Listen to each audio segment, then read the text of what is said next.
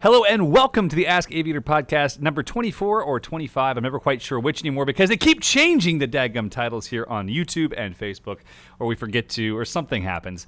Guys, it's been like 3 weeks since we last had a full-on Ask Aviator podcast. Super thrilled to be back with you. Since you last saw us, I have driven around 46 hours. I have flown what felt like 46 hours.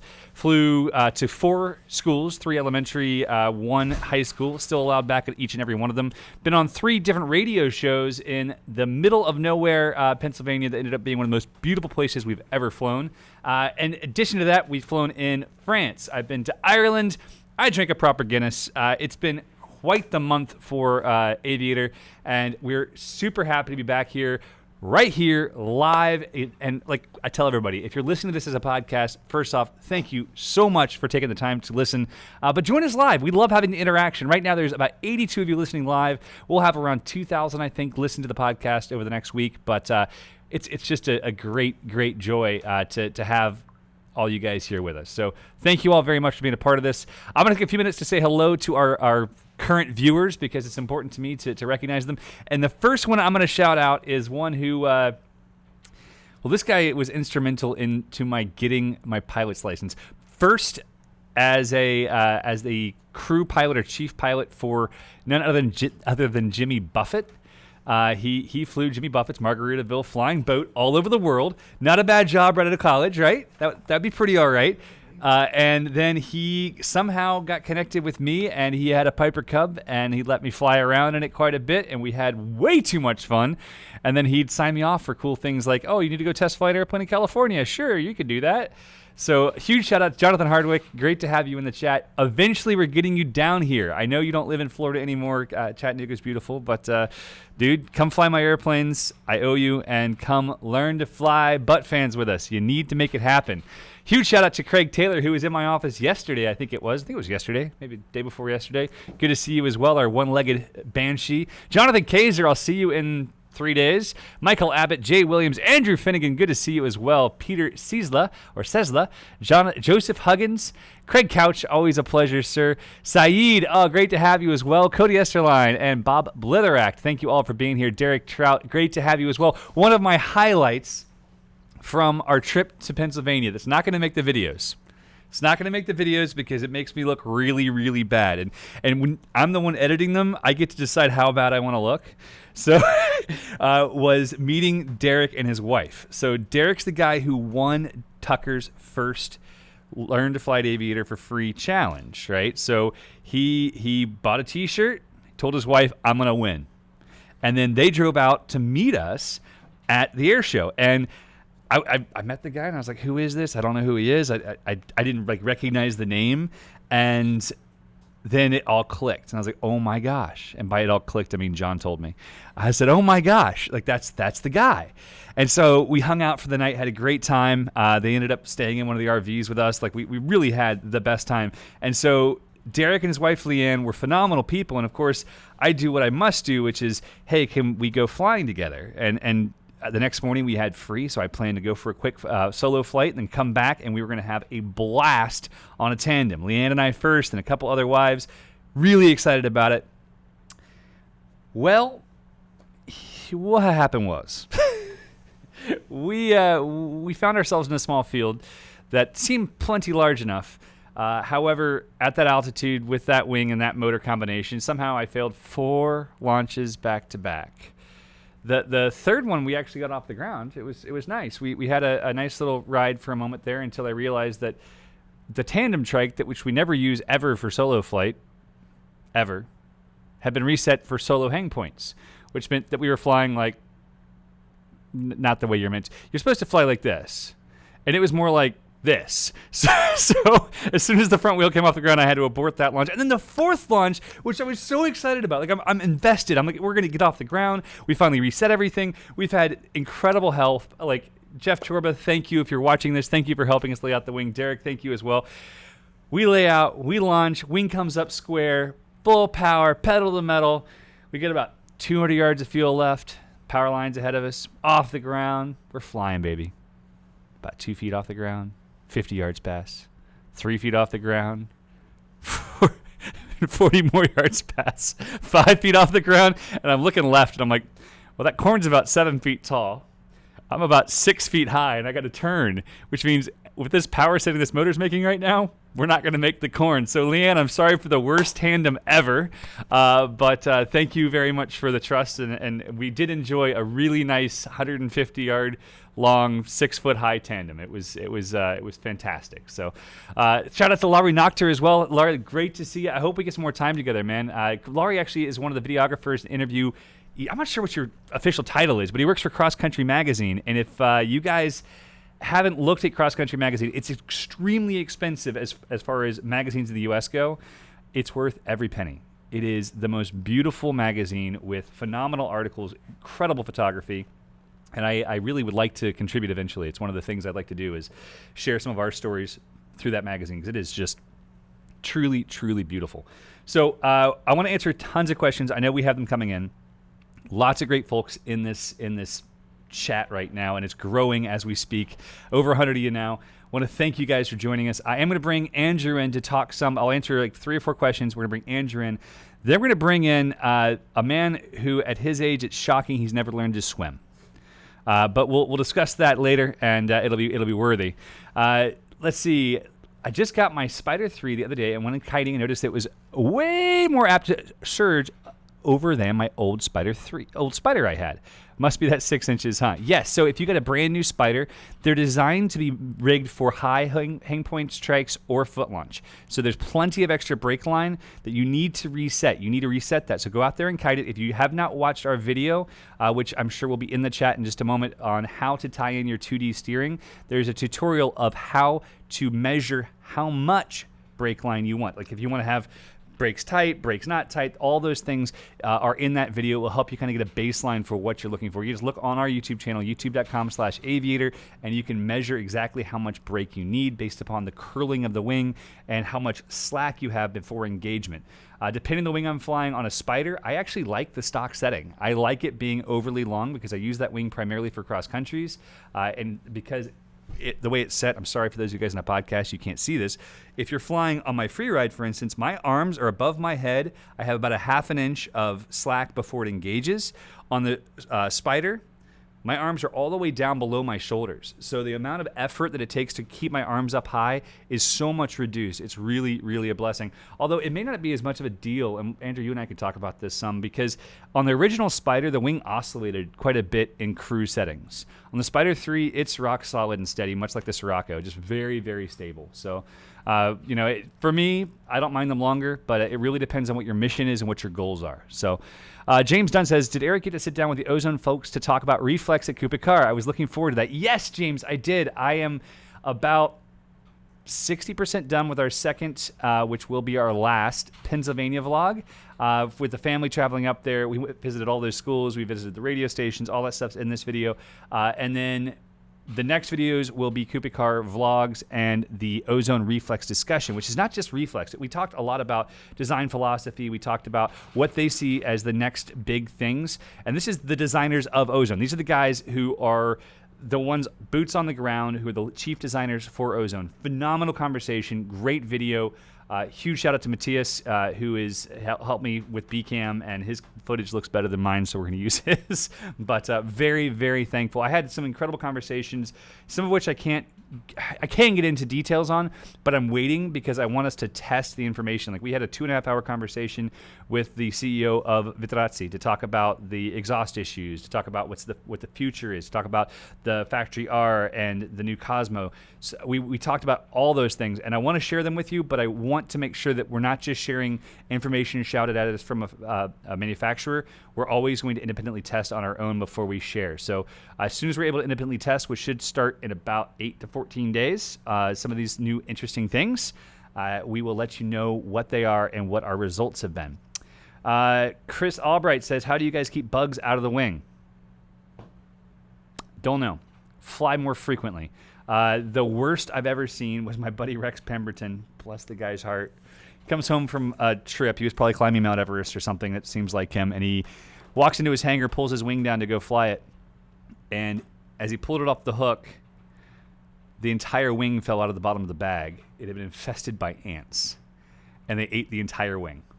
Like, there was not even ribbons left. There were shreds. So he actually is now flying my old wing. But, yeah, absolutely crazy. DZig, Maverick, or Zenith, unless you're solely traveling worldwide and trying to ship your motor everywhere, Maverick, 100%. Michael Abbott, flying heavy on a trike, struggling with oscillations. Try a bigger wing. Highly recommend, if you have the experience, the Ozone Triox. Unbelievably stable glider for what it is. It's a C-rated wing, which baffles me because it doesn't feel like it. Maybe because the trim range is so big, it is a C. I find it to be extremely stable, extremely solid. And if you'd like to come test one, Michael, let us know. All right. There's more questions coming in, but I did my 5-minute question piece. I'm going to bring Andrew in because I know he's anxious to get to sleep. He just drove all the way down here from Georgia, or South Carolina, actually, really. And we're going to talk some about what's happening this weekend and some of what's going to be happening in a couple months, which we've already talked a little bit about. Yeah. All right, guys. Andrew Solano. Hi, Paramotor family. How are you? You're not even really, like, from Skyfield's Flightworks anymore. Like, for, 2 more months. 2 more months, yeah. We got 2 more classes. Bring it in. Getting close. You gotta, like, be engaged. Right. Got 2 more classes down there at Skyfield. You have 2 more classes at Skyfield. And for anyone who wants to learn to fly, I'm going to ask this question behind the camera. When's our next availability at Aviator? Next availability at Aviator North at Denellen. That's April. So basically, our next availability is April here. But if someone wants to learn to fly in 11 days from right now. Yep, there's 2 seats in that class. At Skyfield. Yep, at Skyfield. And I want to point this out, guys. This is at a great school run by the guy who's going to be running our new school. So this is the serious stamp of approval. You're not going to go wrong going to train with Andrew. You're going to have a great experience. I wish the field was bigger. That would be nice. Me too. Wish you didn't have as much wind. Yeah, absolutely. But yeah, if you want to come train with us, we got 2 seats in October and 2 seats in November. That's fantastic. And how big are your classes? 4.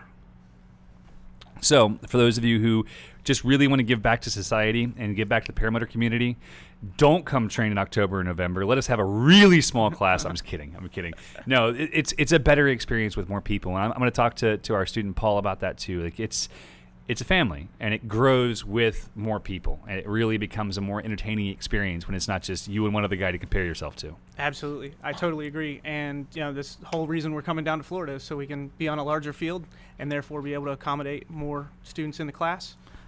Also, it gives me more of my paramotor friends to come play with. Yes. For those of you that don't know, Justin Fox and Tim Berry are coming to help train one of those classes, so there'll be some other cool instructors down there as well. Great guys. And we'll finish up the year down at Skyfield, and then get ready to start packing things up and head to Denellen. I'm so excited. I'm really excited. I keep going by Denellen, and between the springs and the restaurants and the giant freaking field, it's fantastic. You got to stop by. What do you think of the facilities? I spent 24 hours there, and it was phenomenal.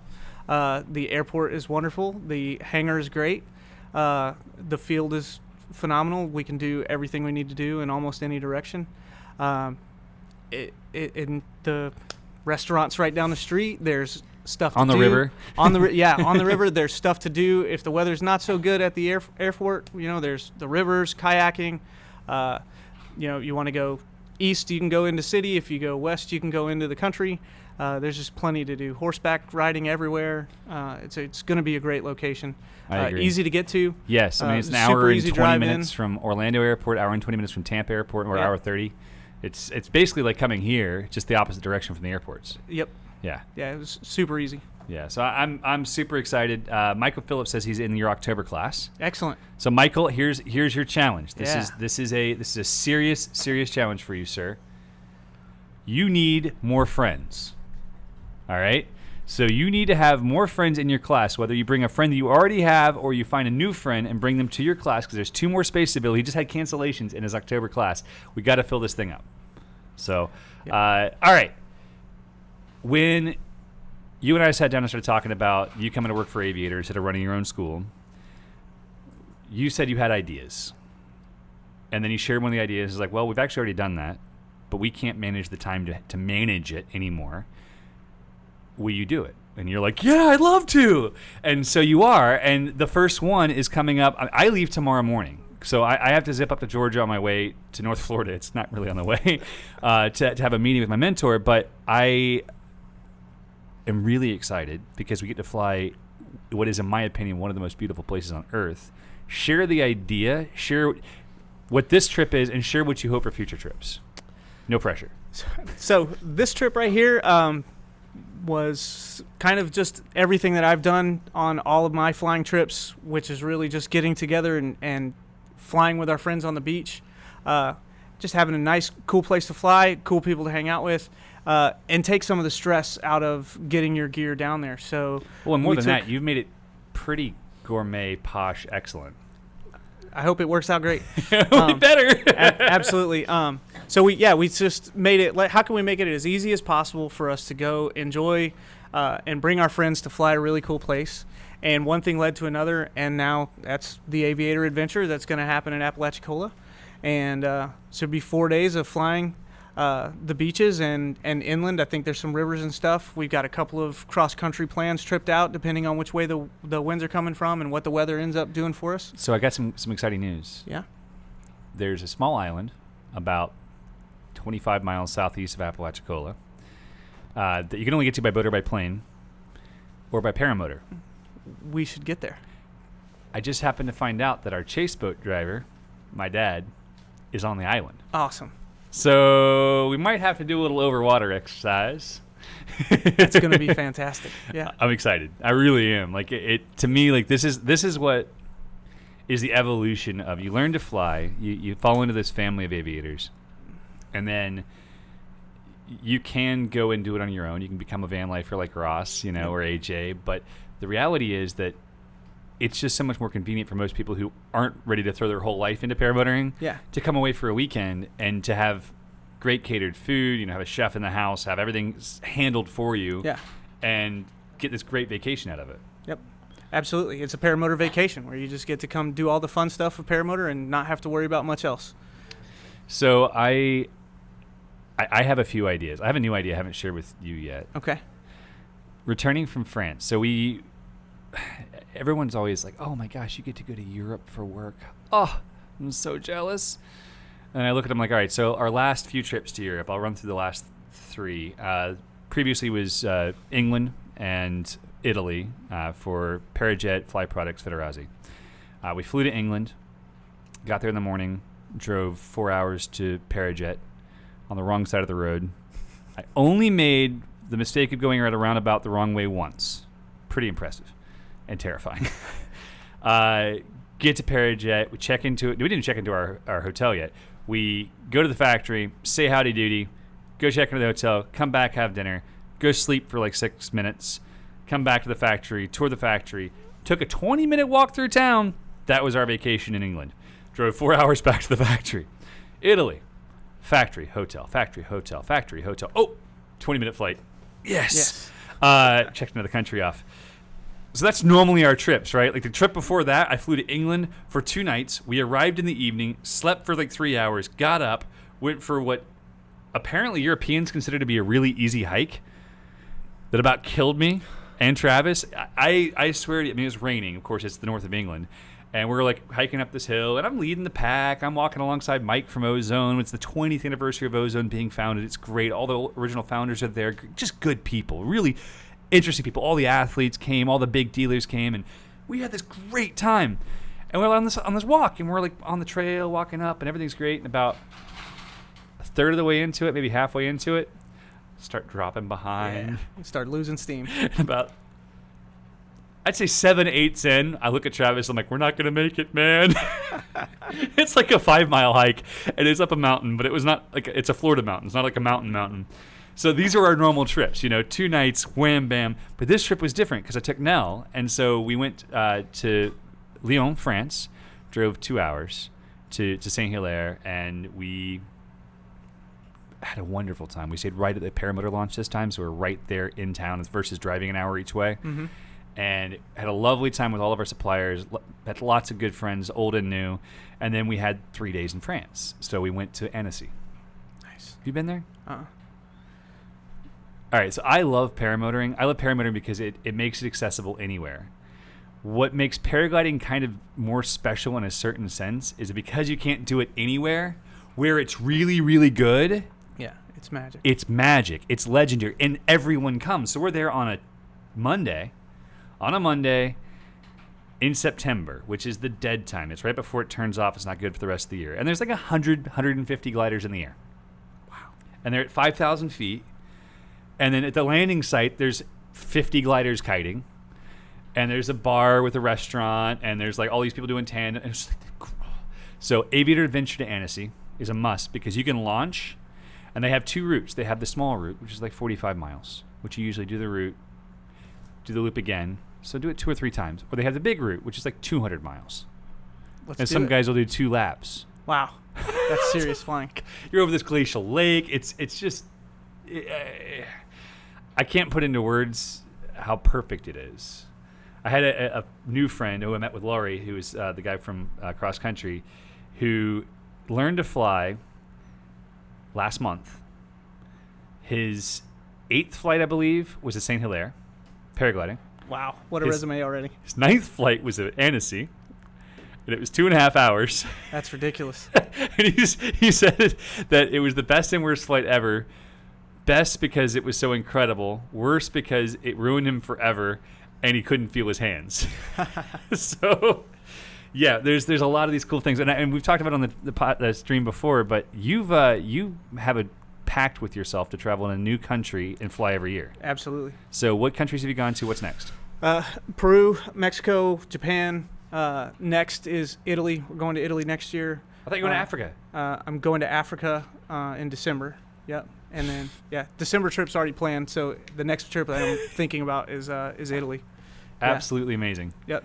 And I do have some pencil to paper about a trip in France. Don't do too much yet, because I kind of want to shut Aviator down for a week in September. Well, we might as well shut down in August, like everybody in France does anyway. Well, I was thinking we go in September so it's not so crowded. Because in August, there could be 500 plus gliders in the air at each thermal. That's a good point, yeah. That's a little intimidating. Like, that would be a little scary. All right, let's see. I think we've covered everything on that. Yeah. Let's answer some questions. Sure. Actually, this is a good question. Andy PPG says, hey guys, any update on the Thermaling Clinic in November? I don't know what the update is because I don't know how many people have signed up. I think we have a couple. I haven't looked in a while. The thing is, we want people to have reasonable level of skill, like 150 hours of flight time, PPG 3 level skills, like they know what they're doing before we teach them how to thermal. You want to come teach that with me? I can't in November. I'll be teaching our classes, but yeah. Should we do it in December or January? I can't do it in December. How about January? No, I'll be in Africa in December, and then December I'm moving. This guy works like they do in Italy, 11 months a year. That's right. And then January I'll be here. All right, we're over there. We'll talk about January. I'm not sure what else is going on. But what's your wife saying? Kristen says we got to go to France in September, and then I'll just roll right over to Italy in October. I like it. Yeah, that seems reasonable. Yeah, she manages my calendar, by the way. If anybody actually wants to know what I'm doing, ask Kristen, because she says this is what you're doing this week. Your wife is basically a superhero. Absolutely. Like legitimately. Yes, the greatest gift the universe ever gave me. No lie. Well, I thought Aviator was that. So we do have a couple slots left on the 16th of November for that Thermaling Clinic. If you guys want to come, contact us. Let us know what your experience is, and we will let you know if we're going to continue with it. We had to recently, we decided to postpone our trike transition class just due to a lack of interest. We thought we were going to have more interest, more excitement, and people just weren't amped. And if we can't get enough people in it, we can't justify it. So same thing with our trike class in January. We said, listen, like instead of doing it in January, let's do it in December and just combine the classes because we had 2. Right. And it's just too much. So, all right. Any other questions? Yes, Jim CR120. It is Groundhog Day. This is Anthony Solano in the same shirt and me probably in the same shirt. Anthony. I just called you Anthony Solano. That's all right. I kind of like it. Anthony. You can call me whatever you want. I'll be here. Oh, my goodness. All right. So Lon Brotzman says, I am thinking about learning how to kite. I weigh 230. My girlfriend weighs 160. Is there one kite? Oh, it went away. We can buy for the 2 of us for now. Mr. Drew? Easy. For kiting, it doesn't really matter what size the wing is.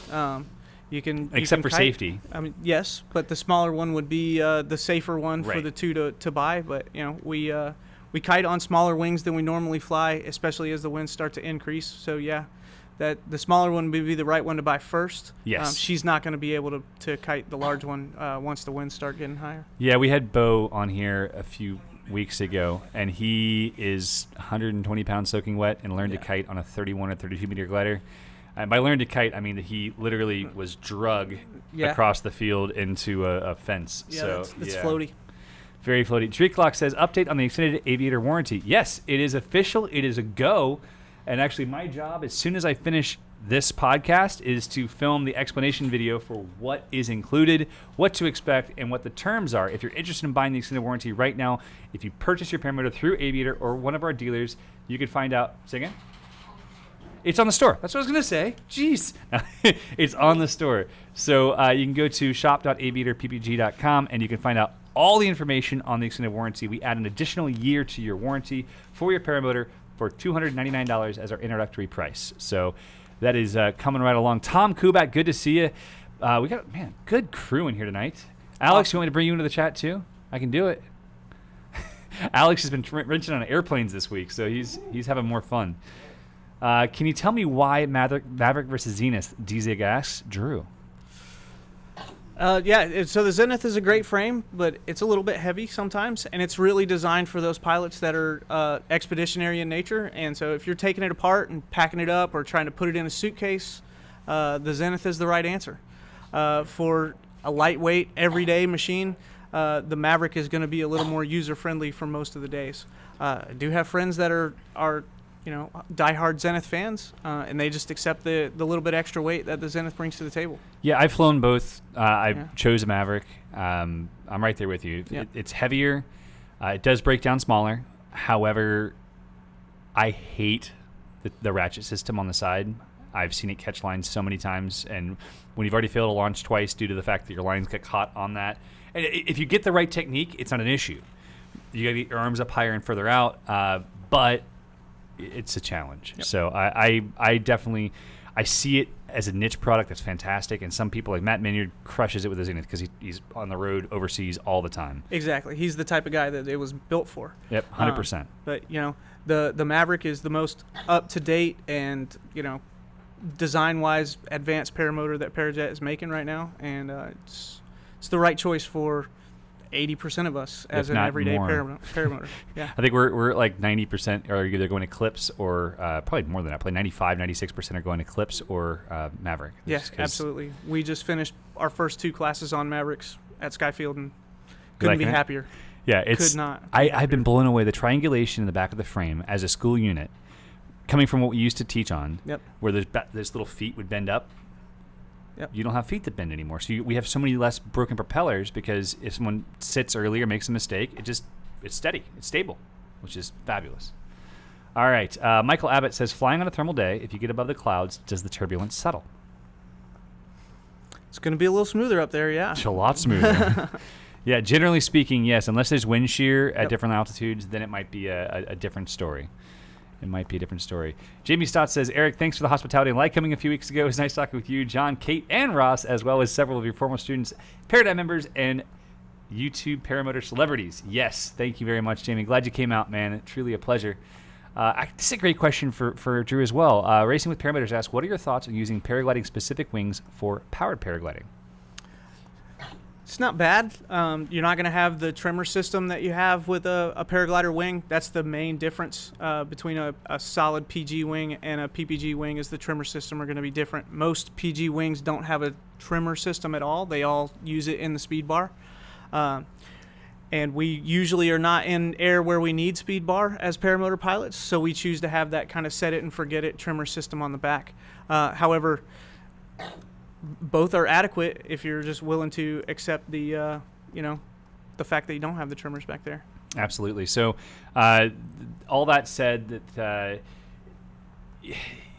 everything that Drew said is correct. The other thing that I look at is speed of the wing and the increased drag that a paramotor cage adds. So if you're in even a standard paragliding harness where you're rocked back like this, you're at about a 30-degree tilt angle, your body's your drag is very low, and a pod even less. And some of these wings are trimmed for that higher speed, particularly the higher rated paragliding wings. I've seen guys motor, recently Andrew Fuller posted a beautiful video of him wingtip dragging repeatedly on a Boom 7, Gen Boomerang 7, which is a baller comp glider. Yeah. But I wouldn't want to motor it in straight and level or climbing flight because you're putting it very close to parachutal stall because its trim speed is so much different than what your motor speed is. So just kind of different ways of looking at things. I want to give a huge shout out, by the way. We have a great group of people at the Red Building. Yes, we do. They're at the Red Building right now. All of our students, all of the instructors, with the exception of the one variant who wanted to be down here, they're all eating pizza at the Red Building. So September class, thank you guys for being here. You guys are rock stars. Truly glad to have you. All right. Saeed asks, if looking to buy a used Parajet Maverick with Atom 80, how many hours is too many? It depends on who owns it. Goes for all used equipment. If you buy a Atom 80 used from us that we've owned and we've maintained, it's been through our class, I would say 400 or 500 hours is too many because then you're starting to worry about your crankcase. But everything else will be kept up. We're going to be swapping the rings. We're going to be swapping the piston. We're going to be swapping anything that needs to be replaced or that might need to be replaced consistently because that's what we do because we have a full maintenance facility. You know, we're sitting in it. If you buy it from Joe Blow, one might be too many. It really depends on where you buy it. I mean that. Wouldn't you agree? Yeah, it's always about the history of the motor. School motors are always an excellent choice. We do know where they've been. We know that they're being properly maintained. And hopefully whoever you're buying from is maybe keeping current books and or having their stuff serviced here or at one of our other places. But if you don't know, it's just like buying any other used car. I mean, you don't know how many miles are on it, for real. It's more like buying a super souped up scooter. Yeah. So are those highway miles or are those off-road miles? Right. You never know with the paramotor pilots. Drew, who's doing what? It's always a pleasure to have you. Thank you for having me. And I am so excited for my first vacation in a really long time. Yeah, man, we're going to have a good time. That sounds bad since I just got back from France and I had 3 days that were kind of vacation. Yeah. But this is one that didn't have. I'm not going to have to plan anything. Yep. And I get to fly a lot? Yes. You're bringing lots of fuel, right? Yes. Okay, cool. Totally. Yep, lots of fuel and plenty of gliders, plenty of motors. Smoke We're gonna oil? have a good time. I don't have any idea if there's smoke oil on there. Is your motor got smoke on it? We've got like 90 gallons of smoke oil. You better bring some smoke oil. Right, I'll throw some in there. Thank you, Drew. Appreciate Thanks, guys. it. We'll see y'all later. All right, so we're going to bring a student. Now, this has never happened before, ever in the history of this podcast, where we had a student reach out to us and say, I want to be on your podcast. And I told John, I said, this guy wants to be on our podcast. He looks at me and goes, are you sure that's going to be okay? And I said, well, he seems all right for a coastie, but I don't know. So I told him when I walked in here, I said, John's a little worried about what you might say. He's got the shotgun loaded behind the bar. And he said, it's okay. I'm only 8 beers deep. We're golden. So come and join us. Should I leave this here? You can bring it. All right. You can bring it. You can bring what you like. You're of age. You can bring a whole cooler. It's only a root beer. He brought a whole cooler with him to the podcast, which is kind of special. You show up with your one glass. It's water. Ish. you got your one. I brought enough for everybody. That's what they taught you in kindergarten. If you bring something to class, bring enough for everybody. Have you seen our bar? There's plenty for everybody. I have. All right, so There is introduce plenty. yourself. What's that? Introduce yourself. Oh, I'm sorry. Paul Smith. I am a current student here at Aviator PPG, and I'm in my second week. We graduate Friday. Woo-hoo-hoo. How many flights do you have? I have 22 right now. Slacker. I know. Man. I'm just kidding. So I mentioned earlier that you don't know how to swim. That might have been a slight exaggeration. Maybe. What do you do for a living? Like you said, I'm in the Coast Guard. I am a Coast Guard diver. So you don't need to know how to swim to be a diver. You just need to know how to walk on the bottom and breathe air underwater. So I actually made this mistake. I asked if he knew Ashton Kutcher. He said no because he's not a rescue diver. He's a recovery diver. We're not a recovery diver, but I'm not going to rescue you. Gotcha. So if you're rescuing me, it is a recovery? yes, it's a bad day for you if I'm going to help you out. What's the deepest you've ever dived? Working dive is I did a 160 foot working dive out in American Samoa. Okay. I was working with the Navy. Phenomenal dive. Some of the hardest work I've ever done. Dirtiest, nastiest work. Really? Some of the best days of my life. How long ago was that? Around 2009, I think. So you mentioned you're an E9, I am. Yes. which is pretty darn senior. It's pretty darn senior. Yes. It doesn't get any more senior. We have one E10. There's one. There's one in the Coast Guard, one E10. So if you knock them off, you don't have anyone that outranks you that's enlisted. Correct. So whoever the ETN is, watch out. Paul's coming for Jason. you. Jason. All right. So, I want to know why you want to come on the podcast, but because I'm in charge right now. Okay. Tell me more about what made you want to learn to fly. I'm not really in charge. I just get to ask the questions. Okay. Let's do one question at a time because what made you want to learn to fly? You know what? Who didn't want to learn to fly? Who didn't want to fly when they were a kid? Right. Growing up on Peter Pan, Superman, and Peter Pan was what got me. Oh yeah. Yeah. And I think there was a moment where I thought, wouldn't it just be cool? Not if I could fly, but if I could just float. And I was like, that'd be good enough just to float. And while you were talking just a little bit ago, I thought back to a senior enlisted course that I was in, and we're having a touchy-feely moment, and they said, go ahead and write down 3 things that you want to do in your life. Yeah. And it can be anything. And I'm not a super, super serious guy. So gosh, I'm scared. Yeah, so I was like, keep it PG-13. Right. So I'm like, I was like, nah, I can't put that. And Buddy Ellis was sitting next to me. He goes, no, man, no matter what, just put it down. It's not stupid or whatever. I was like, all right, learn to levitate. And he just shook his head, and I don't think we made eye contact for the rest of the class. But it goes right along. I love it. It goes right along with that. It kind of goes back to your childhood. You've always wanted to learn to fly. Well, and there was no one that told you couldn't levitate. There was no one that told you Right. until a certain age, Right. anything was possible. Your parents said, "Oh, son, you can do whatever you want." Right? This potential, this childlike glee. Right. Somebody left a comment on the video that I released today of the Pennsylvania trip, like, "Oh, there's Eric's landing laugh," and it's like, yeah, it's every landing. I giggle Right. because, good God, it's my childlike spirit. It's the child portion of my soul gets poured out when I fly. I agree. Because otherwise, I'm just a stressed out, half balding old man. Half. Oh, jeez, Costy's got jokes, guys. It's the light. It's the light. I'm getting some glare. You want some glasses, bro? I have glasses. I mean, at your age, glasses. I you know. can't. Which helps me. I just like he rolls with. This is the problem when you deal with military folks, is they can't like get it burned. It's impossible. I would have to agree. So, what's your call sign? Ooh, starfish.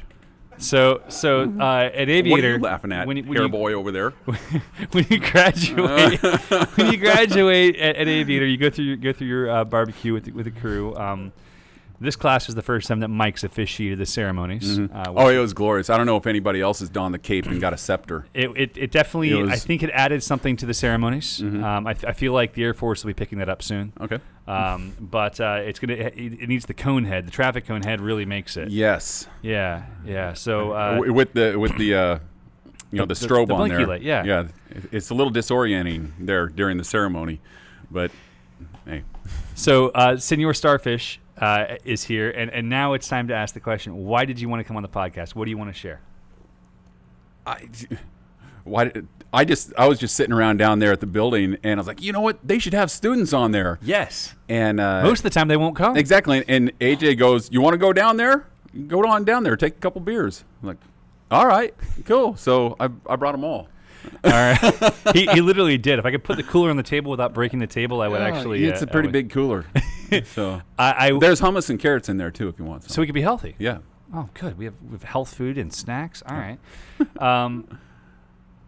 Throughout the experience, so you want to learn to fly your whole life. Talk me through what brought you to paramotoring, what brought you to Aviator, and what the experience has been like. Okay. Just talk for the next 20 minutes. I'll be over here. All right, you got that. You still have half a glass to go. So, I think I found paramotoring about 7 years ago. You get late night on YouTube, and one thing leads to another, You went and got the weird side of YouTube. Right. And you have your computer turned away from your wife in bed at night, like. But you never know what I'm gonna see. You don't know. So, and I saw these guys cruising around on paramotors through the pylons, and I was like, "What is this?" I've seen the paragliding, Right. And I was like, "Oh, this is really cool," and I saw it again once or twice here and there, and then I think about 4 years ago, I kind of decided, hey, I want to do this. And there was a couple other things that I wanted to do. I had my little nest egg there that was for retirement and college fund and, whatever Being an else adult. for the family. And, luckily I don't have any kids, so, because they're not going to college now. There's no retirement. It's all going towards this. Yeah, it's like getting an aviation period. Yeah. Right. So I just kind of jumped in. I think about 6 months ago, I made the decision, like, I need to do this now. And I jumped in and I started looking around. And for all the other paramotor schools out there, work on your websites, work on your delivery. And I'm not saying that they're bad, but you're saying that they're bad. I'm saying they're not as good as they could be. Right. And you guys were the ones that really seemed to set the standard. That was, and I kind of dove into this a little bit with you guys because this has been a weird class for me. I came a year ago, was the first time I'd ever not been a part of the class. Okay. A year ago, I went to Cooper Car with Travis. We came home day 5 of training. Students are flying, and it was so bizarre. We walked in, we looked around, we're like, the system's working, and we're not working it. This is bizarre. And then this year, I come back. Actually, I think we came home day 3 of class. They hadn't flown yet. I think it was day 3 because we came home on Monday, so it would have been day 3. And this year I come home, you guys are flying, you're doing really well. I came out Friday morning, and you were coming in for a touch and go. Like, it was just like, what the heck, man? This is amazing, Phenomenal instructors. And they care. Not only do they care, but do. they built a phenomenal system that works better than our system ever did. So that was really pretty transcendentally cool for me. But all right, so you found Aviator. Our website didn't suck. Right. Back to my story, because now I remember where I was going with that. One of the reasons that I started Aviator in the first place was to try to create a better experience, because most of my experience was not great when I learned to fly, and most of the people I knew's experience wasn't great. And we've heard some of those stories down here. Right, and so we wanted to do something. I wanted to do something that was professional. I wanted it to feel like you walked into a motorcycle dealership and you were treated well. And the website, I mean, I came from a web marketing background, so the website was always important to have good. And it wasn't great. And then we brought John in, who happens to be an amazing web developer, as well as many other marketing things that he does and business side things that he does. He made the website way better because he couldn't stand the platform we used. So we just rebuilt the entire website in like a week. Right. Because that's what John does. So I'm glad you liked your website. Oh, thank you. So you're welcome. One of those. You came to Aviator. How's it been? Words aren't going to do it, but it's just phenomenal. We take interpretive dance. Yes. If you can't do words, there's a platform right here. Okay. Interpretive dance. In the lights. In the lights. Okay. Please keep your clothes on. This is a child-friendly show. This time. Every time. There'll be an after-hour show. I came in, and being in the military, I go to military school training, all sorts of stuff, and it's all pretty much the same. You go in, it's pretty stuffy and stiff. I come in here, and we hope to make you stiff. Thank you. Yeah. Where are the comments? I was waiting. No comments yet. Continue. None of my friends are on here. That's why. So next week's class, we have 2 B2 pilots coming. It's going to be. I'm going to bring them on the show already because I think they are either in love or they hate each other. It's one of the two, and I can't wait to find out which. It's going to be great. Yeah. All right. So it's not so stuffy. No. I came in, and everybody's shaking hands just within the students, and the instructors come over, and it's almost like an old friend that you haven't seen in a long time. It threw me off, and it seemed at first I didn't believe it. Did they not bring you the Kool-Aid right away? No, you know what? They didn't tell me what was in the Kool-Aid. What's in the Kool-Aid? It's fun times, good times, Good. friendship. A new family. Yeah.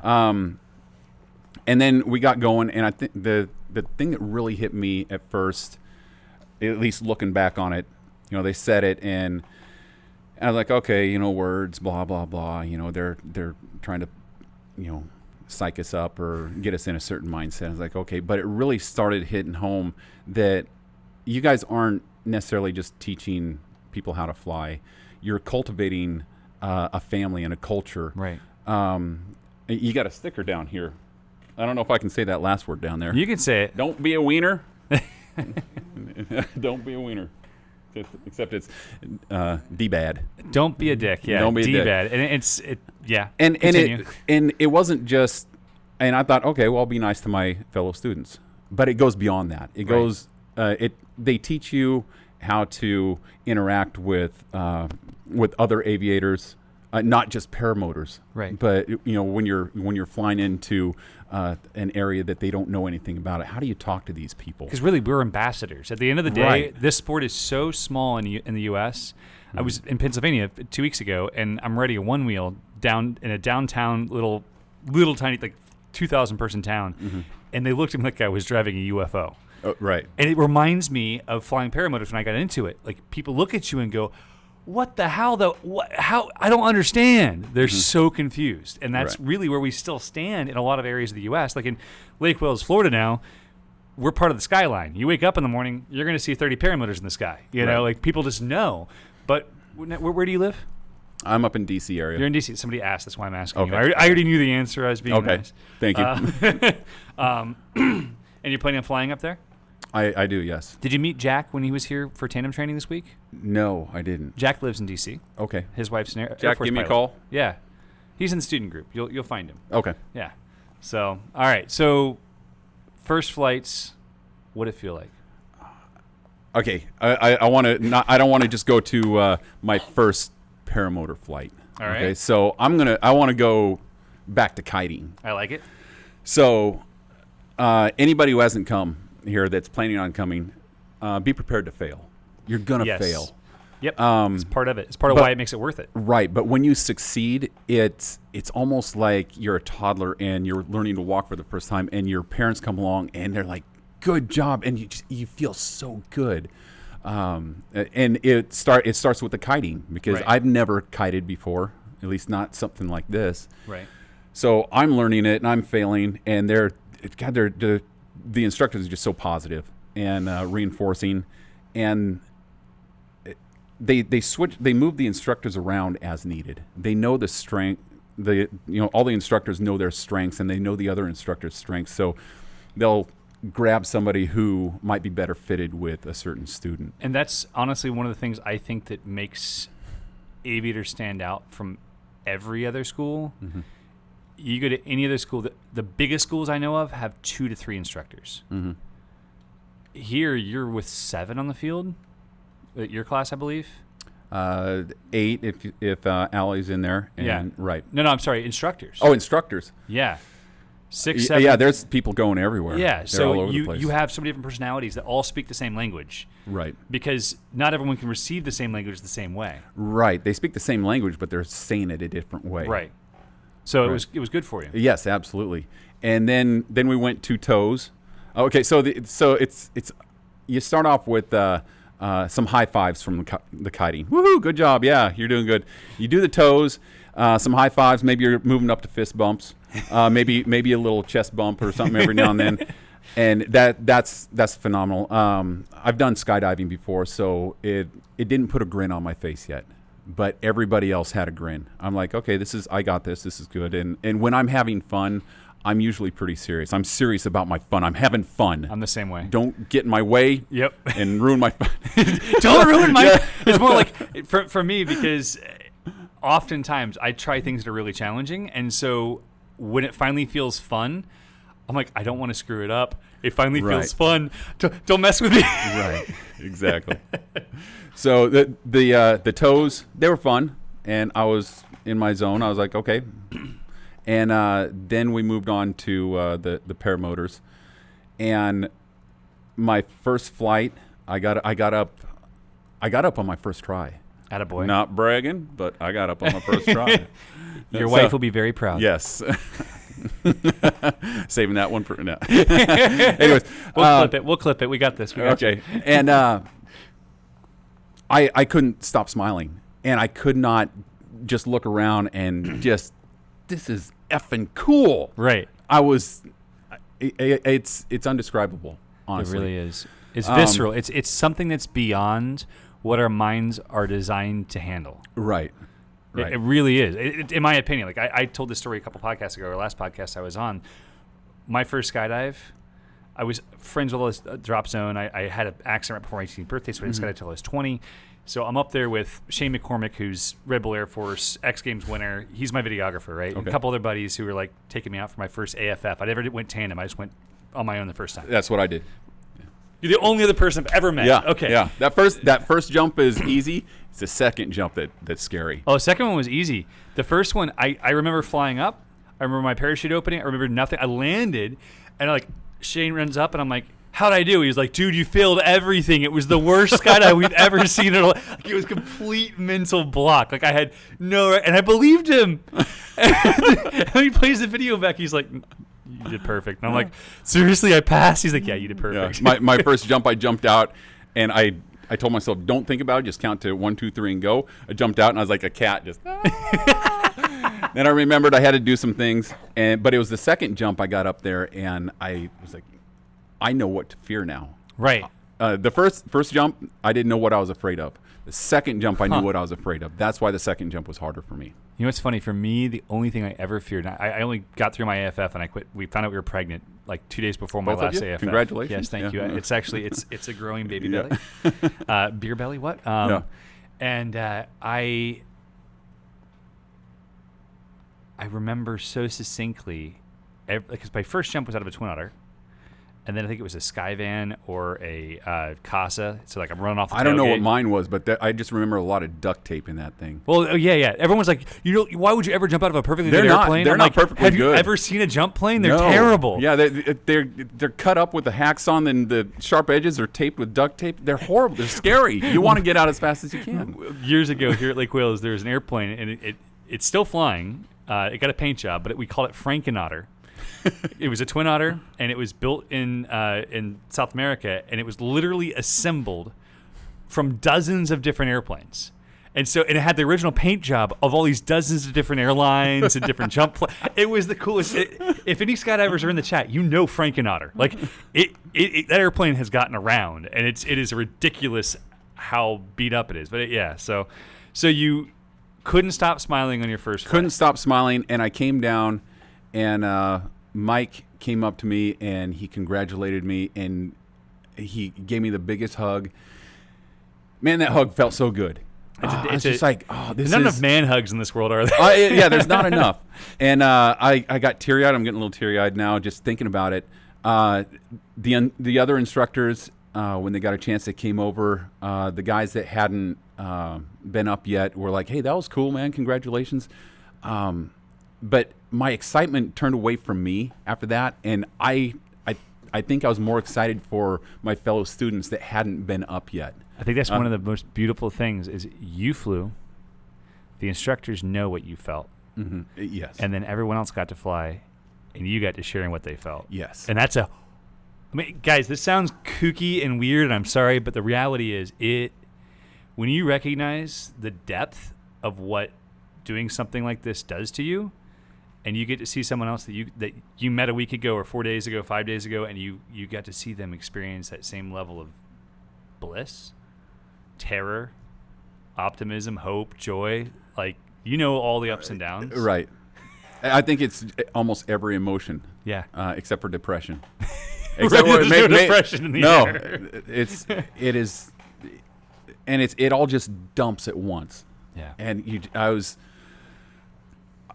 I don't think I breathed. I took a breath for about 30 minutes. After I was like, I don't think I've been breathing yet. Let me take a breath. Oh, that feels good. Oxygen. Yeah, that's good. Yeah. Oh my goodness. It was, and I was able to watch that for the next couple of days as the rest of our class started getting their first flights in. So that excitement just kept on coming back, and I think now everybody's gotten up. I don't know how many times, a couple dozen times, or whatever. And even now, when somebody makes a launch or a landing, we're still clapping the whole and field rejoicing. erupts. The whole field erupts with joy, especially when someone sticks a landing on wet grass. Oh, yeah. Yeah. Somebody comes down and does an unintentional foot drag. Yes. Whoops. Are you talking about yourself? No. Uh-huh. No. It was only because it was in slow motion. It wasn't very far, but in slow motion, it looked like it was a long time. So It's all on purpose. I'm so cool right now. Oh, man. For those of you guys who haven't seen it yet, check out the PA Vlog 1 to see Ed, who's one of our past students joining the team, make the most incredible foot drag landing down a giant hill that nearly became taking flight again into trees. It was fantastic. So, all right, we have a whole bunch of questions to answer. Okay. So we'll go through that in a second. But before I do, any final thoughts on what would you say to someone who's considering learning to fly? Something that stuck in my head. John was talking about fitness. Fitness is pretty important, but please don't forget about stretching. Right. Stretch that power base out. Stretch the used car lot out a little bit, because stretch it out a lot. To quote John, is your taint hurting? It's not the taint. Well, we know where the taint is. It's. I had to teach my dad what the taint was. This was a very awkward conversation. The gooch? There was a very awkward conversation. yeah. But John had a taint injury for weeks after he learned to fly, and it was devastating to the Did you entire... go up and poke it with a stick? Does that hurt? No, I won't go within a mile. But poor Angelina would come into work and she'd say, "Listen, like John hasn't slept. His taint's keeping him up at night, and like Taint sleep." We all were we were all so concerned that he might never walk properly again, but he actually has. He's overcome. I think he's learned those stretches. He's also lost like 23 pounds in the last 30 days. And when you guys see 21 pounds, sorry, when you guys see the video that I'm about to release, and you see the size of these cinnamon buns, they're bigger than my hand. I'm 6'4", right? And like I wear a size 15 shoe. I have big hands. And this bragging a little bit, aren't you? Yeah, I am actually. It's wear mainly big gloves, I don't wear you? really big gloves. Yes. It's true. and this thing is massive. And John's like stopping for a dozen on the way to work. And I'm like, "John, what are you going to do with those?" He's like, "That's breakfast." And he still lost 21 pounds this month. So guys, if you're worried about the 13, like we had a guy 263 pounds contact us last month. He's like, "I can't get to 250. You guys want 250. Why?" We're like, "Well, we want to take you on a tandem so we can be a safe pilot because it's really important to us that you don't die." And he's like, "Well, I can't lose any more weight. I'm at 263." And John's like, "Well, I was at 318, went to 250, and then ballooned back up to what? How heavy were you?" 297.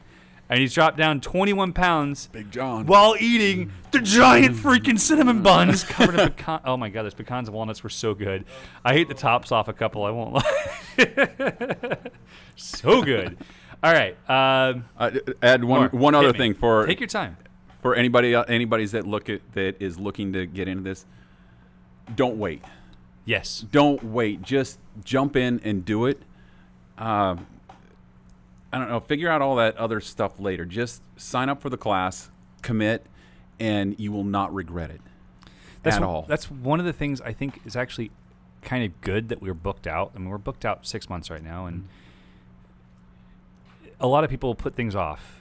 I can't tell you the number of things that I put off for so many years of my life with this expectation that someday will come around, with the hope that someday it'll be a better timing. Like people say, you don't have kids, but a lot of the viewers will, and they say, we're not ready for kids yet, or, we don't know we're going to have kids. Pretty soon you're growing a gray beard. And the reality is there's never a good time. No. Ever. Right now is the perfect time. No, there's never a good time.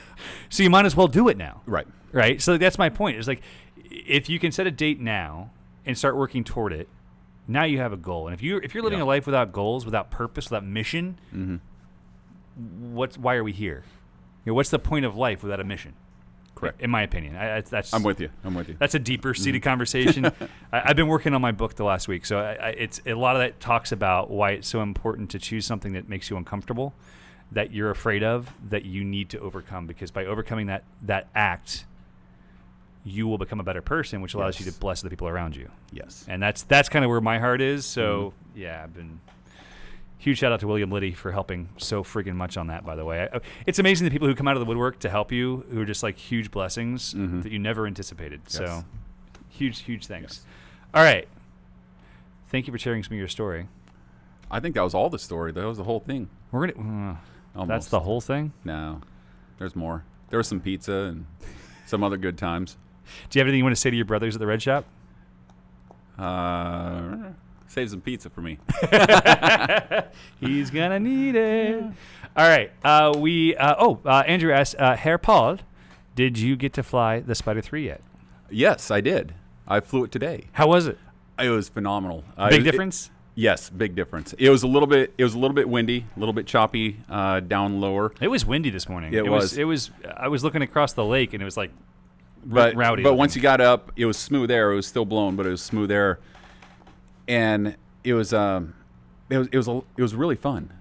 Had a lot better reaction time and stuff. And I don't know if it's because of your training or my previous skydiving experience. I feel pretty comfortable with steering the wing, and I did get snapped at by Ross one day. It's like he said, "Go ahead and make a right turn." Too aggressive. Let's make it slower. Skydivers do that a lot but our nature is 18 inches of travel to start it moving, right? And it's finesse. It's brushing someone's hair. It is. Versus, and it's not so much I'm assuming the turn, but you got to be able to come out of the turn and control the turn. And not balloon up, Right, And that's right. the issue is if you come out too aggressively, you balloon up or you oscillate. Right, and that's what I'm learning is the characteristics of the wings when you do an aggressive turn. Gotcha. So, yeah, but the Spider 3 I loved it. It was phenomenal. How was your landing? It was good. Well, the landing was great, but I had a little The back pedal though. I had a little flyover on that on the first. It was going to be a touch and go, but I had flyover because it's a faster wing and I wasn't quite used to it. And it's more efficient. So one of the things that you pick up as you go to more advanced wings, you pick up efficiency and speed. You pick up roll rate and you pick up lighter pressure in the brakes, basically. Those are the four main contingencies. So plus with the Spider, you get a wing that's basically filled with helium, so no wind. It's like, which is really nice. So Andrew, thank you. That was my BW right there. Yeah, or man. my WB. I'm sorry, my WB. WB, my wing buddy. Wing buddies. Wing buddy. Wingmans. Love it. All right. Alex Diaz says, any advice on how to handle action cameras during flight? Alex just trained with us in August. I want to say it was August. May have been in September. I apologize, Alex. I forget days. I had literally, if it wasn't podcast day, I would have no idea what day it is. Like, no idea. So Alex lives in Puerto Rico, and he's asking about action cameras. My biggest encouragement would be don't worry about action cameras until you have more experience. If you have to worry about it, if you have to think about what you should do to handle them, you're not ready for one. In skydiving, there's a hard and fast rule about cameras. Do you know what it is? I don't. All right, so I just got back into it. I was out for about 15 years, and I got back into it a couple months ago. So some of the rules have changed, and they didn't have. Well, the action cameras that they had was like reel to reel when I got it. When I stopped doing it. So the rule, as I recall it, because it's been about 8 years since I was in, is that you can't fly an action camera. You can't jump an action camera until you've completed your A license. Okay. It might be your B license, but I think it's your A. Okay. A license is 25 to 30, so 25 jumps after your AFF. Right. So 25 up to 100. Is it 100 or 50? Up to 50. The B license is 50 plus. Yeah. So I'm working on my B license right now because I was out. So the whole purpose of it is to try to keep you from adding a snag hazard, adding a distraction. The biggest thing is distraction. If you are thinking about what the camera's doing, like in our training, we don't let you think about your action camera on your helmet. If you're worried about it, we take it off your helmet and walk away. If you put your helmet on, put the camera on while you're still at the red shop, turn it on, walk out there, let it run, we don't care. It's not going to be in position. But if you're worrying about your cameras, bring a camera crew.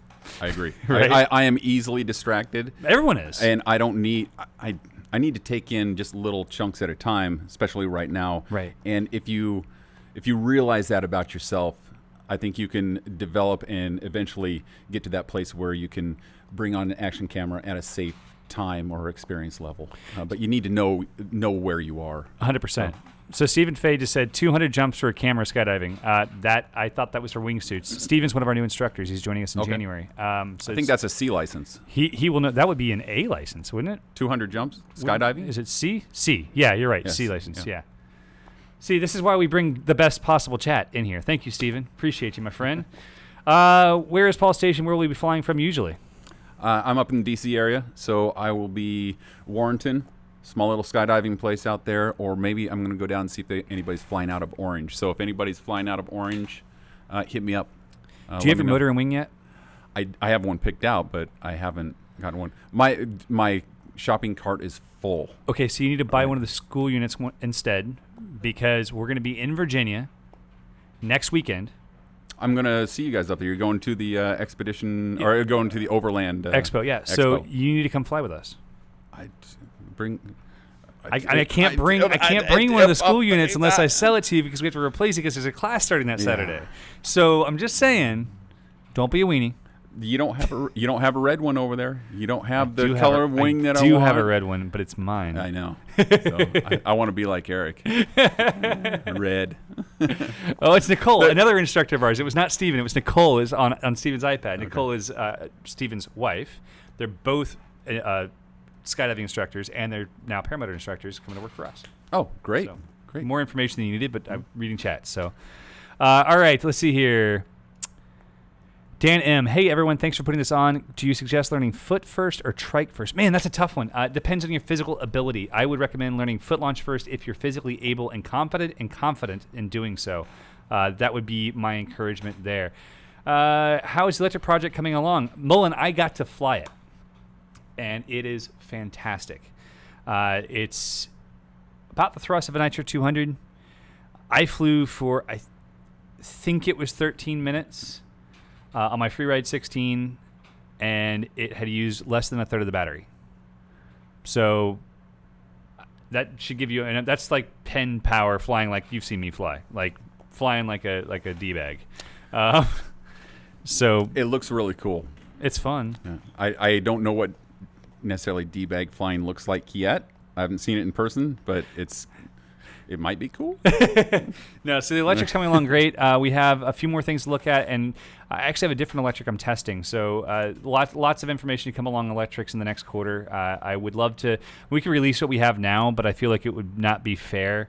I just saw that OpenPPG is releasing a single engine electric also, which interests me. I mean, he's a good electrical engineer. I don't have a lot of experience with his build quality. But there's lots of information out there. If you're looking for one from Aviator, there is definitely something coming. I just don't know exactly when, partly due to the fact that we're trying to make it lighter.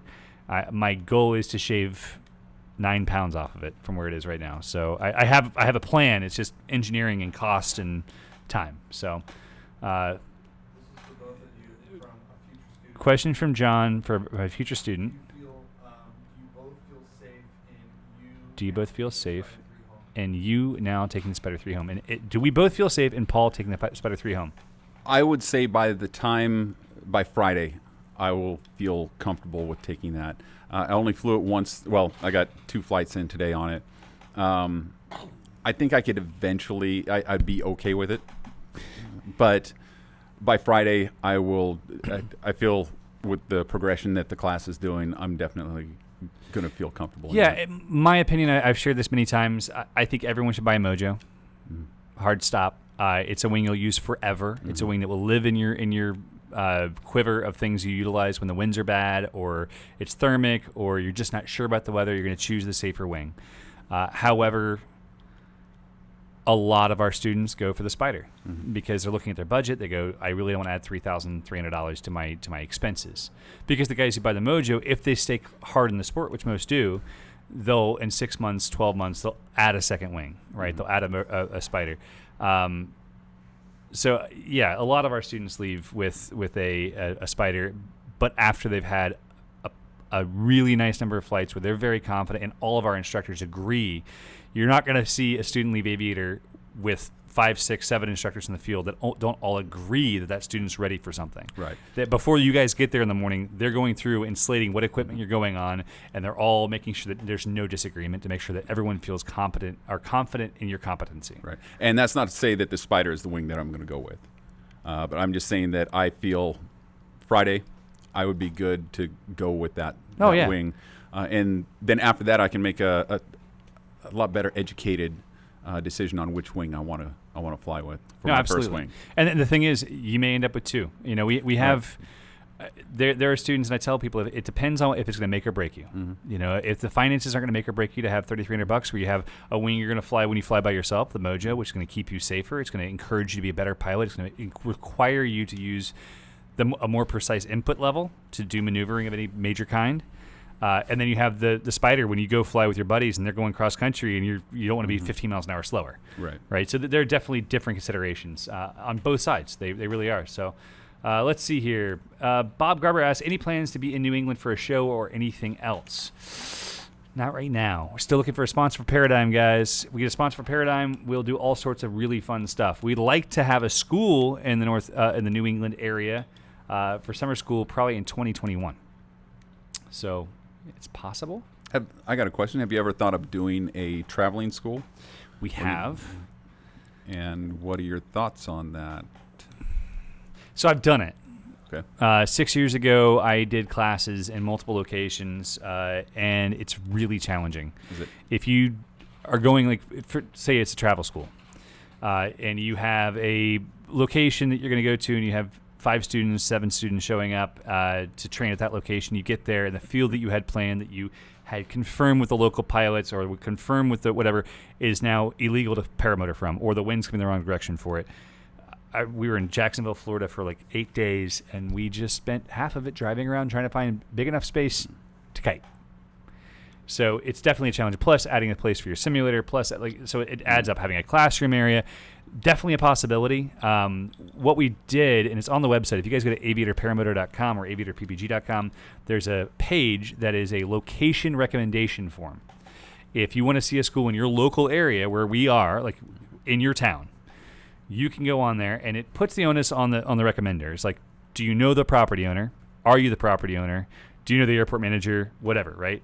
So if you have a relationship with someone that has space for us, we're interested. We're growing. We had a meeting yesterday with our third location property owner that has not been released yet, but that's coming. And it's not in Florida, and it could be really, really big. It could be a great opportunity, but we have to be very certain that it's the right location and that it'll fit people's lifestyle. So love the idea of a traveling school.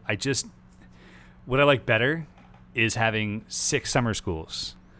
So you could have a location in Washington, Michigan, Wisconsin, Michigan, Maine, and Massachusetts that's open from April to September. Like, that would be cool, right? That would be good. I like that. And maybe we do one a year, so it's kind of traveling, but it's for 5 or 6 months. So we can actually, because there's oh my gosh, if I walked you through how much infrastructure is going into our new location, we have to have the leases for the buildings, we have to have insurances for the buildings, county and city business licenses and taxes, and completely new businesses with new business licenses for the state, new bank accounts, operating agreements between them and us. I mean, we're talking. It might be thousands of hours of work. It's at the bare minimum hundreds and hundreds and hundreds of hours of work to open one new location. Well, if you stop gallivanting around over in Europe, maybe you could get it done. I'm trying to make sure they're making the right stuff that we want to keep flying. Jeez, guys. Jeez. So, yes, that's the back end of it. Like the practical side, we can go to Denellen tomorrow, take a trailer full of our stuff, and start a school. And that's what most paramotor schools would do. They'd go start a school, in air quotes. The reality is to do it the way that we will always do things, which is to make sure it's legal, done respectfully, done with a great relationship with the local government, with local charities. I mean, next Tuesday we're doing a video shoot for a local school. It's a nonprofit that needs help because they're a learning disability school that's losing funding and they need to buy buses. So we're like sending our video crew to go work with them. We want to have the same relationship in any community we go into. We want to be an asset. So It's a huge amount of effort. But it's all part of it. So, yeah, someday. That's the dream, guys. Go to that forum on the website and let us know what your thoughts are on where we should be. Ripman Writing says, any update on a updated free ride? Ripman Writing, I can't. There is no current plan for an updated free ride. And I can't say anything else on that topic. There is upcoming sometime in 2020 something else fun to fly for expert pilots that might be comparable. That's all I can say. Energy Management says, have you guys sold any fly products, Vertigo trikes? Yes, many of them. We love them. Fantastic. Absolutely awesome. Jeff Stang, good to see you, sir. Pleasure indeed. Jeff Booth's in the chat as well. Great to have you guys here. Always a pleasure. Aaron App says, how does the Falcon compared to the Sirocco? I don't know. I haven't flown the Gen Falcon. I'm sorry. Sirocco is currently my favorite advanced level glider. It's incredibly stable. It's so easy to launch. Thing does not oscillate. You can drop the trims on that, kick it speed bar if you want to. You're doing 40 plus miles an hour in a straight line for hours, and it's just absolutely awesome. Groundhog 2 update, no information there. Nina, follow up with me on that, please. CJ Shuren, can you discuss procedures to follow if you go swimming with your rig, salt versus freshwater? And can you tell us more about the new base and Denellen? Man, CJ, don't go swimming. Why would you go swimming with your paramotor? I think it needs to be make a mistake. Either way, if you're the key to me is always the same. I love flying over water. I love water foot dragging. I tell people to do 1,000 land foot drags before they try their first puddle, and then do 1,000 puddle foot drags before they try their first lake. Do 1,000 lake foot drags at the edge before they do their first river, and then try the ocean. Stay away from moving water. Right. Water is a killer. Moving water's worse. Oh, absolutely. I've done whitewater kayaking. You get in those strainers. You work in the water for a living. You should know. That. And also the skydiving. I was, to get your B license, you have to go through water training. So I just did that maybe a month or two ago. How was it? It was phenomenal. You go in the water and it correlates over to what the paramotor does almost directly, with the exception that you don't have your motor on your back. The extra 70 pounds. Right, that could sink you to the bottom. But dealing with that wet canopy over your head, the lines that you can get tangled in. So if anybody wants that training, find your local skydiving center and see if you can get in on one of those classes. You're going to be lacking in some of the procedures, but it's actually something we're going to be offering here soon. Okay, once you get in the water, especially for the people that are close to oceans or flying over water, I think it's a really good course and a great opportunity if you can find it. Completely agree. I mean, it's the reality is even going just through the skydiving B license procedure is really huge because it's not the weight in your back. I had a gentleman who my brother and I pulled out of the water. He didn't die, but he had a collapsed lung and an ocular bone break. And he was flying with his instructor, not myself. He was not one of our students. Great guy, airline pilot, made a couple mistakes, went in the water, and he got out of his harness, all buckled in still, got out of it. Don't know how. Miracle. Literally miracle. And within 30 seconds, he was tied up in his wings so hard he'd given up hope. Yep. He was face down in the water. He was done. And so those lines are your arch nemesis, and learning how to move around them and keeping your body relaxed. I mean, anything that builds anxiety, your body flails. Yes. You have to fight. You have to train that out of yourself. Yes. And that's what the B license, the water training does. And that's something that we've been wanting to offer here for years. One of our past students is a rescue diver for the fire department, and he's been like, listen, I'll bring rescue divers. Just do it. Mm-hmm. So we may offer that. It's something I want to offer. It's more of a logistical nightmare. Yeah, you got to get the pool or lake. Got to have the gear that you're willing to sacrifice in the water. But yeah, it's well worth it. Yep. So if anyone has a motor that's blown up, I have a frame I'll put it on. So let us know. We want the actual motor because I want to have the exhaust chamber. I want to have the fuel tank half full of water. So it simulates the entire thing. I just don't want to put one of our nice running motors on it. Or you could just strap a cinder block onto the back of a cage like someone did. I mean, you could. Which I thought was pretty good. Cubat. I know Tom's in the chat. No, I thought that was an excellent video. Yeah, it's a great baseline to have an understanding. But there is you can trap air in the exhaust, and that could alter the way you're laying. Right. Those are all things to have as considerations. I will tell people, like, when I do my extended water foot drags, and there's a video of me doing like a 4-minute water foot drag on the lake, and it's beautiful, blah blah blah, but I'm hanging from one leg strap. I have nothing else on my body. I'm at one leg strap on. Everything else is undone. I'm ready to go in the water. I'm gonna calm myself, hold my breath, wait till everything's settled, unclip, dive straight down, swim away until I run out of breath. Like, I have a plan, and you have to have that plan. Like, it's imperative. Just having a plan is better than nothing, right? Rather than it catching you off guard. Well, and if you're hoping it works out, we've said this over and over again in our training, and here it's there's no room for hope in aviation. Mm-hmm. There's just not. So, all right.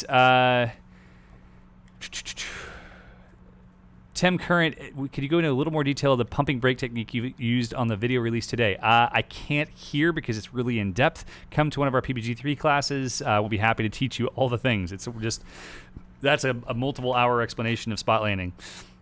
Too much. Seaport asked Eric what he was going to say about his AFF when he found out about having his daughter. It was a son. He left us hanging. I quit skydiving because I was jumping a 22-year-old skydive rig. My level 7 AFF required a 3,000-foot snivel. I pitched at 55 and it opened at about 2,200 feet. And it was just in a little snivel, and I'm up there pushing it open. And I was more scared of my reserve at that point. So I was like, when I hit 2,000, I'm going to reserve. And I told my wife, I was like, I'm just not confident in this shenanigans. So, yeah. Josh, good to see you here. My friend Josh Bowden's in the chat. Great to have everybody here. I'm running out of breath. How you doing? I'm doing great. You have not had nearly enough of your beer. I don't know how long this is going to go, so We've got I don't know if it's rude to get up and get another one. We got 4 minutes left, maximum. Okay, I can get a couple more in. All right, Wiltshire man showed a video where his netting strap broke through the slot-shaped hole, bottom end of the plastic hoop on his Maverick Pro. Is this a known issue that needs to be beefed up? No, Kevin, I've never heard of the netting strap breaking through the slot-shaped hole. Looking at the plastic, and I see what you're talking about. I've never seen that happen. We've never had it happen with any of ours. So that's a new one. Obviously, as I put in my video about the good, the bad, the ugly with Parajet and Fly products, all paramotors are pieces of crap. So there will be mistakes. There will be issues. They're high stress, particularly if you butt land or you take off and land on your frame. But I've never heard of that one. No. All right. Any last second questions for myself or for Paul? Please, guys, put them in the chat. We are here for you guys for another 90 seconds. Nate Gill, yes, you'll see us at Overland Expo, booth A26? 69. A69. I think John planned that. No. He was so proud of himself. We're right next to the General Tire booth. We're one booth away from General Tire. Right at the entrance. If you walk in the entrance, turn right, you'll find our booth. We're looking forward to having you indeed. All right, let's see here. That's about it, guys. Guys, thank you so much for watching another phenomenal episode of our show, at least for me. I enjoyed the pants off of it. It was fun to hang out with Paul and with Drew. Thank you for letting me come on and share my experience. Dude, this is what I wish every class could have. We got to have at least one guy who has the stones to sit in front of some bright lights and do some stuff. It's not hard. I sat over there. I was getting little butterflies and stuff. It's not hard. Not hard at all. Salute. Ben from Parajet wants to know if you brought home a green beer. What's he talking about? Is Ben from Parajet Clipwing? Yeah, he's here. Ben, what's up, my friend? No, I did not bring home any green beer from Kupikar. So we'll end this with a quick tale from Kupikar. But before I do, Skip Noel's in the chat, and Skip provided the Aviation American Gin that's in my glass. Thank you, Skip. Much obliged. Skip. Salute. So yes, you are correct. So that's what is in my glass. All right. So at the great Kupikar, which is the Cup of Icarus, which is a paragliding festival in France, they have a lot of weird traditions because they're French, and they're paraglider pilots. So it's like a double whammy. But one of the most incredible places, I encourage everyone to go. It's absolutely epic. There is a launch site that takes you over this incredible valley, and you fly around. I actually got to the top of the thermal. It was my first time flying there. I was flying the new Ozone Swift 5. Love it. And then we landed at the base, and you pack up your glider, and you walk up to this cafe, and you get a baguette and a beer. But not just any beer. It's Verde beer. Green beer. Beer they've added some sort of sweet herb to that apparently makes you insane. And so the limit is 1.